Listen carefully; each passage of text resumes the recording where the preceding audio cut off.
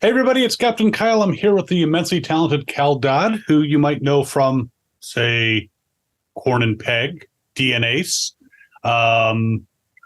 Scott Pilgrim Takes Off very recently. You might know him from The Adventures of Chuck and Friends, but I have a feeling a lot of you know him from the X-Men animated series as the voice of Wolverine. And you can meet him at the Farpoint 31 Con, which is going to be taking place in Pikesville, Maryland from February 9th through the 11th. And first thing I got to say is, how are you today, Cal? Fine, thank you very much, Kyle. I'm a little nippy. It's a little nippy here. Yes, well, you're in an enclosed area, but it's kind of outside, so it's completely outside, Kyle.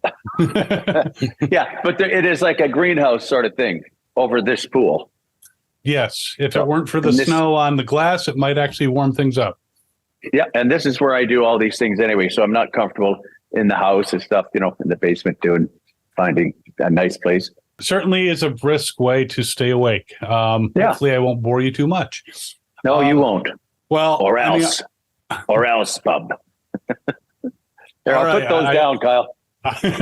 Yeah, please retract your claws. So you have been doing voice work for a very long time. What was it that got you into voice work? I'm sure you've been asked this a number of times, but make something up if it's too boring. Yeah, voice work, like voiceovers for commercials and all that kind of stuff. I never did until this series started, and I had done one voiceover commercial.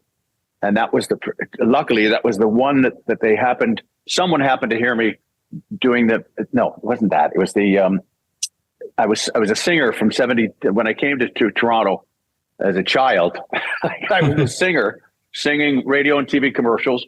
And then I eventually became the jingles. They're called jingles, singing commercials things.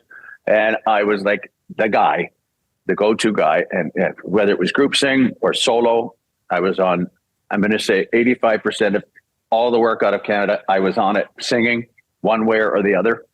And she heard me singing this commercial for Chrysler. And there were 5 guys, myself, and then up to 5 of us. It was just like a group sing thing. But they needed someone to be a sergeant to do this line. Who's got all the 4x4s? I said, sure, Cal, you can do that. And sure. I said, yeah, sure. And then the rest of them, which I sang with them too, was Chrysler's got the 4x4 sound off. That voice. Someone heard that voice. Luckily, someone was Karen Gora and remembered me for some reason when they came looking for casting for the X-Men. And she phoned me and said, Cal, I know this is weird, but would you like to audition for a role? And I made it series. I said, what? And so she repeated herself. And I said, well, sure. What is it? She said, we can't tell you. It's called Project X. Project X, Kyle. So I went to the audition, and it was for X-Men, and I had no idea who they were, what they were, and as a result, I went in and they gave me a picture of him that was exactly like this, but no, it wasn't. It was another one because they hadn't done this yet. This is the first animated drawing of Wolverine for the first series in '92. It's just a beautiful thing. And this is a picture of the cell they gave me. So they showed me a picture of him. They said he's about 5'3", and he's tough as nails, and he's looks after anyone that he loves that he's beside, and he's Canadian. I said, good. And I said, 5'3". He said, yeah, and don't worry about it. He's like, okay. So they had given me one line. I was just looking at this line while they're talking to me. My first question, Kyle, was like, so who do you, what's he sound like? Who do you hear him? What do you hear him sounding like?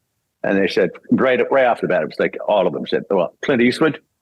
I said, oh, okay. But that's like, Clint's very quiet when he talks. I've never seen or heard Clint Eastwood yell in any of his movies. You know what I mean? Like the way Wolverine yells. And so I said, are you serious? Like this line is like, this line has got to be screamed at someone, yelling at someone. And they said, yes. So I said, well, who's he yelling? Who am I yelling at? And they said, Sabretooth. And I looked up and said, seriously, I said, and they're all from New York and LA in the control room in Toronto. and I'm in the booth, and I said, in all seriousness, I said, "Is this an animal cartoon?" When they stopped laughing, because they were all just couldn't believe it, and they said, "No. I said, "Well, I'm Wolverine. He's Sabretooth. They're animals." No, they're mutants. I went, "They're what?" I should have just left then. I said, "They're mutants." I said, "What the hell's a mutant?" And so they explained that. And I said, "Okay, terrific." I said, "So this guy," and he said, "By the way, so he hates Sabretooth. They just despise each other, and all they do, they don't do anything but fight." I said, "Okay, I get it now." So this is the first line that I read, and keep in mind they're from LA, New York. They don't know what the hell they're going to hear. I'm surprised I didn't sing the line. So this is the first line I read.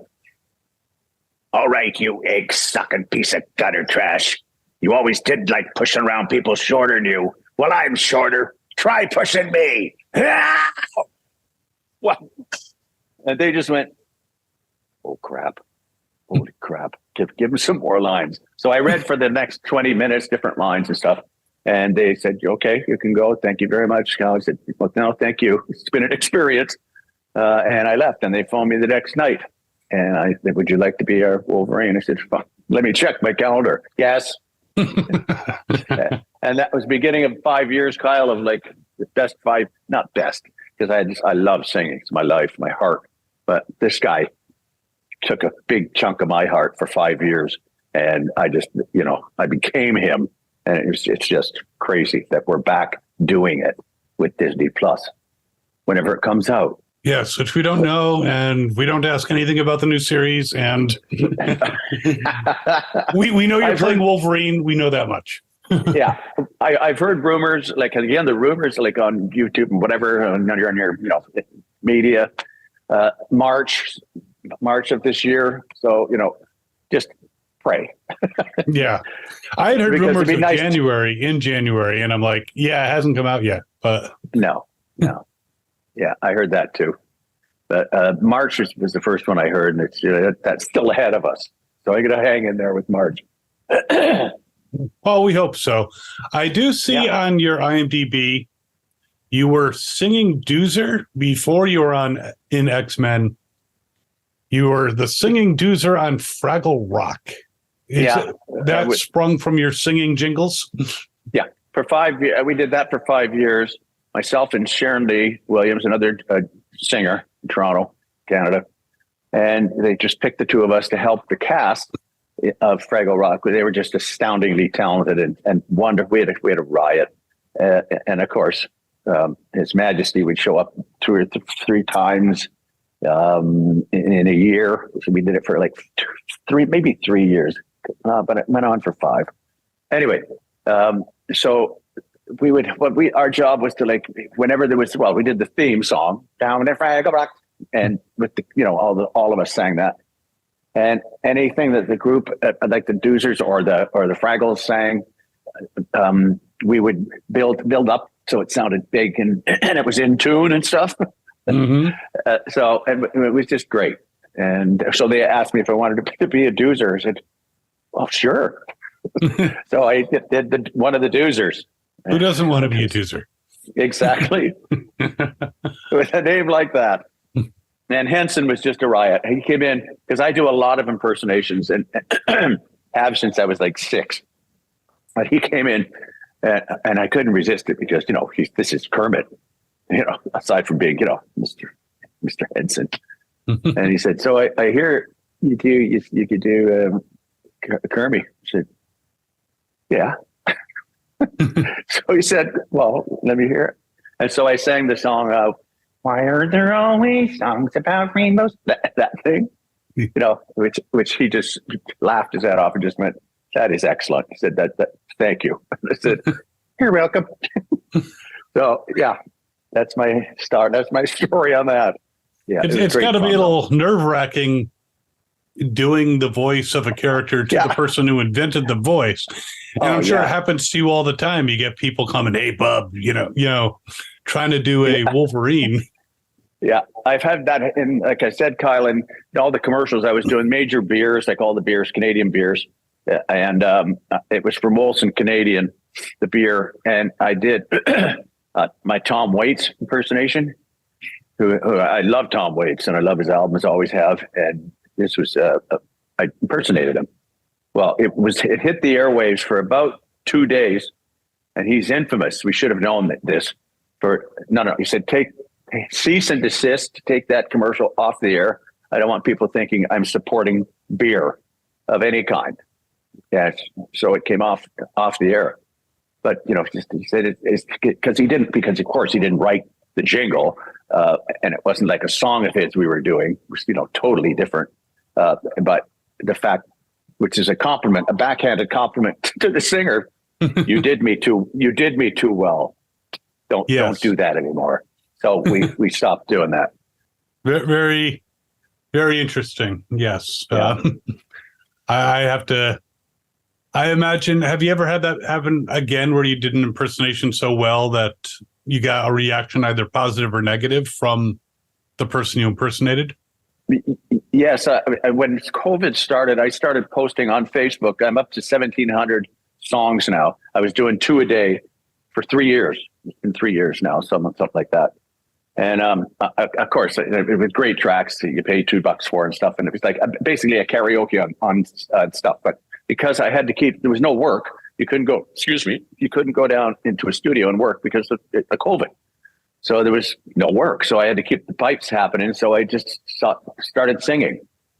And I did again. And I can't believe and this is just a month ago, I did Tom Waits' tune, which I loved. And it came up, it stopped in certain markets. It said, we've muted your post because in certain areas because of not because of Tom Waits, but because of because it sounded a lot like him. But there was no matter over who owned the tracks or anything because I paid for the tracks that I was singing to, but the lyrics or something because it was Tom Waits' tune. So but there's no money being made by me when I do this thing. It's on Facebook, so not like YouTube. So anyway, yeah. So yeah, just Waits again, and nobody else. Well, we'll have to work on that. Singers, like singers I impersonate, like Tony Bennett, bang on, no problem. And I met him, so he's cool with that. Tony Bennett, Nat King Cole, Michael McDonald. Like these are really good impersonations that I do because I'm a good singer. That's all I did. I grew up singing. Yeah. By the way, I grew up singing. Yeah, go ahead. That? Sorry, Kyle. Go ahead. I was going to say there is karaoke at Farpoint, so I look forward to having you come out and wow us with whatever song you choose. I did that at in Maryland.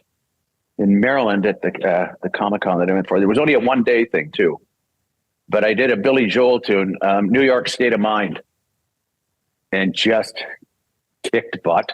They all just because I'm Wolverine. I'm there for Wolverine. They just went, what's that? How can that be? Yes, they have karaoke at Farpoint, so we look forward to seeing you. One day we'll have to get you and Jim Cummings into a karaoke battle. So. Because I've seen him do karaoke and he's banging as well. But anyway, Jim Cummings, yeah, the voice of Winnie the Pooh.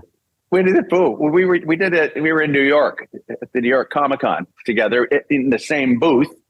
He was right behind me, beside him. So his wife came up to me and he says, she says he does this with picks a certain voiceover artist and they reversed their roles. So, and we were in a bar, so we went to a private little table.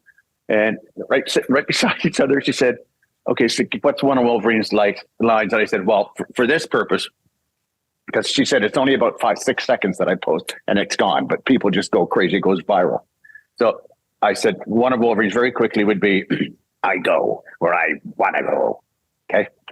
Mm-hmm. And so she gave me one of his lines, and the Winnie the Pooh line, I had to say, could I borrow a smackle of honey, please, or something like that. Mm-hmm. But in Wolverine's voice.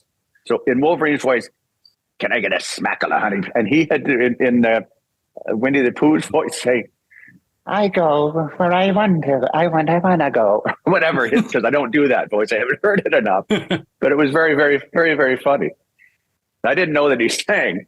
Yep, I actually have video proof of him singing. He actually has done some stunt singing, but this isn't about Jim. Jim is great. Yeah, okay. I want to talk more about you. We're getting off track, which is fun. Yeah. Now, going into your X-Men edition, you knew nothing about mutants. You knew nothing about Wolverine. You knew nothing about the storyline.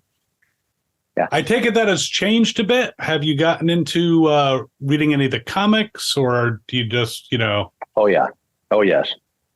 And not a lot of comics, but I did a comic reading as Wolverine, of course, with Chandler Pauling, who has a podcast of sorts, and it was the famous comic book where Wolverine's doing this with with his finger, whatever, and that famous comic. And he and two other guys read the other incidental parts, and I was, of course, read my Wolverine doing that thing. But other than that, I didn't study. I didn't. I went out and bought, which it was screwing me up in '92. My wife found me a bunch of comics and stuff, and I looked at them and I said, okay, all right.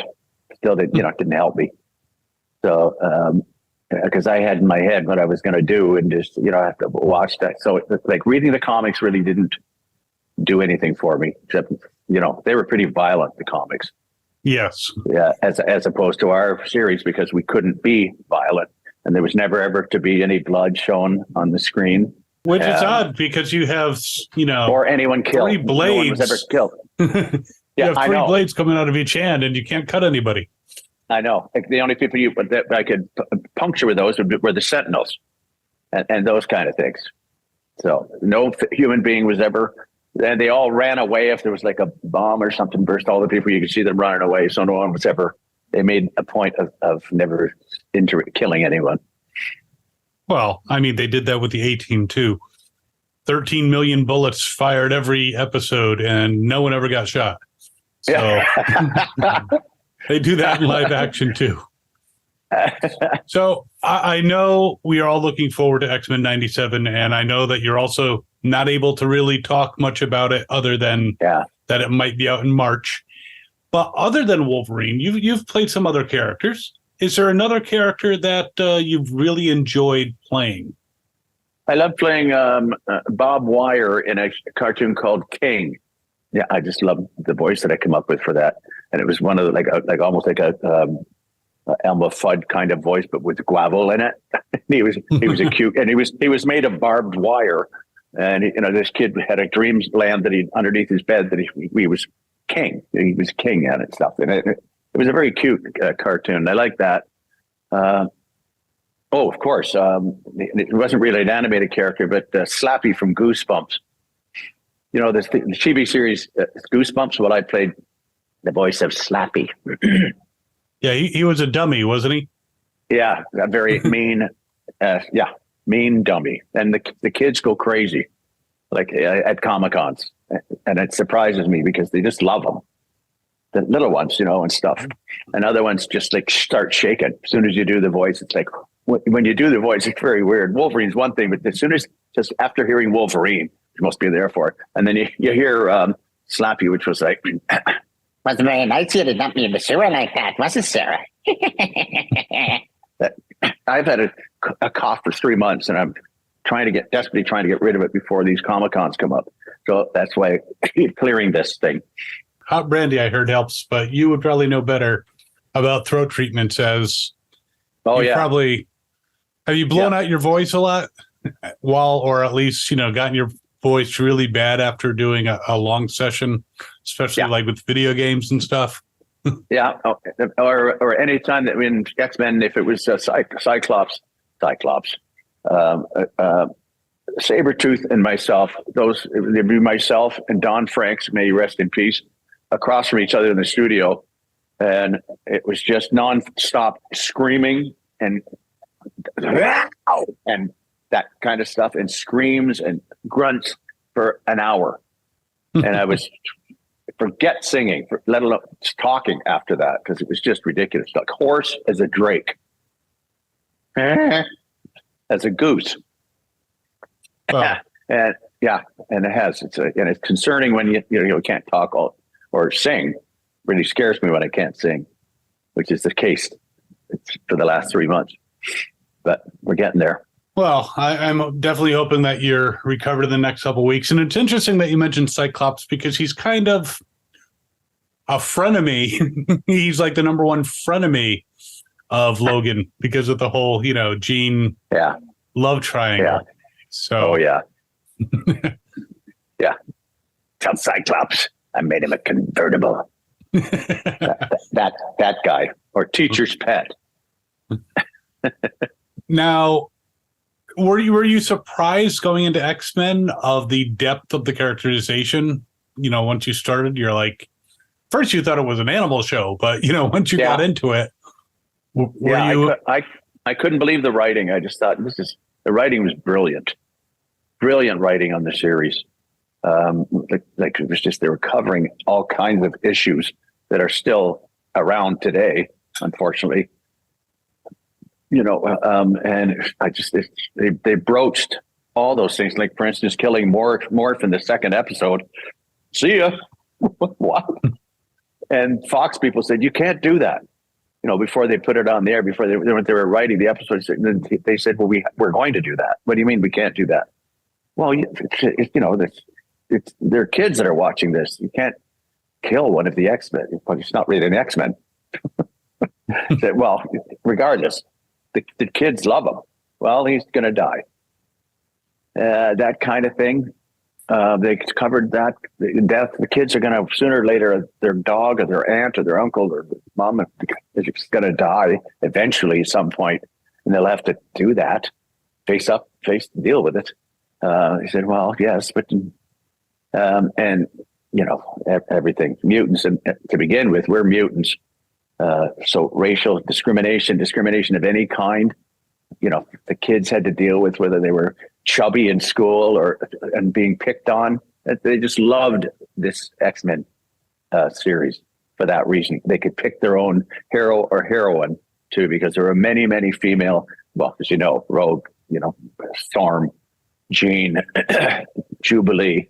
It was a wonderful, wonderful series. The writing just blew me away.